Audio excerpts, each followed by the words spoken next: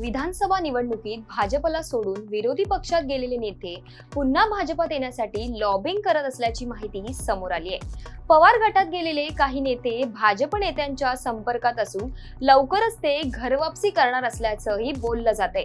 लोकसभा निवडणुकीत महायुतीला फटका बसल्यानंतर काही नेत्यांनी विधानसभा निवडणुकीच्या तोंडावर पक्षप्रवेश केला होता। मात्र विधानसभेचा निकाल महायुतीच्या बाजूने लागल्याने दल बदलू नेत्यांना पश्चाताप होत असल्याचं सांगितलं जातंय। त्यामुळे हे नेते पुन्हा घरवापसी करण्याच्या तयारीत असून लवकरच ते भाजपात प्रवेश करण्यात असल्याच्याही चर्चा रंगतायत। विधानसभा निवडणुकीत महायुतीत तिकीट मिळत नसल्याने अनेक बड्या नेत्यांनी शरद पवारांच्या पक्षात उड्या मारल्या होत्या। मात्र तिथेही पदरी निराशा आल्याने हे नेते पुन्हा घरवापसीच्या तयारीत आहेत। यामध्ये समरजित घाटगे, हर्षवर्धन पाटील, संजय काका पाटील यांचं नाव आघाडीवर असल्याचं बोललं जात आहे। सध्या हे नेते भाजप नेत्यांच्या संपर्कात असून पुन्हा पक्षात जागा मिळेल का याची चाचपणी करत आहेत।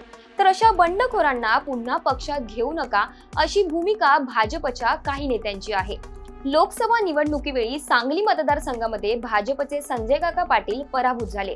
त्यानंतर त्यांनी अजित पवार यांच्या राष्ट्रवादीमध्ये प्रवेश करत तासगाव मतदारसंघातून विधानसभेची निवडणूक लढवली, पण तिथेही ते पराभूत झाले।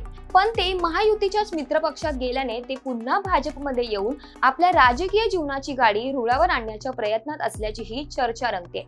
दुसरीकडे कोल्हापूर जिल्ह्याच्या कागल विधानसभा मतदारसंघातून अजित पवार गटाकडून हसन मुश्रीफ यांनाच तिकीट मिळालं। त्यामुळे कागलमधून इच्छुक असलेले भाजप नेते समरजित घाटगे यांनी शरद पवार गटात प्रवेश करून निवडणूक लढवली, मात्र त्यांचा तिथे पराभव झाला। हर्षवर्धन पाटील यांनीही त्यांच्या इंदापूर मतदारसंघात अजित पवार गटाचे आमदार दत्ता भरणे यांनाच तिकीट मिळणार असल्याने शरद पवार गटात प्रवेश करून या मतदारसंघातून निवडणूक लढवली। तथापि त्यांनाही तिथे पराभव स्वीकारावा लागला।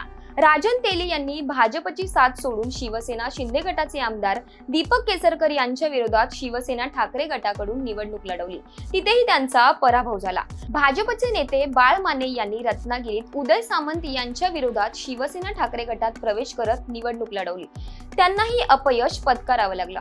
त्यामुळे राजन तेली वगळता इतर सारे नेते भाजपमध्ये येण्यासाठी इच्छुक असल्याचं बोललं जात आहे। समोर आलेल्या माहितीनुसार भाजपमध्ये परतण्यास इच्छुक असलेले नेते त्यांच्या निकटच्या भाजप नेत्यांच्या थेट संपर्कात आहेत।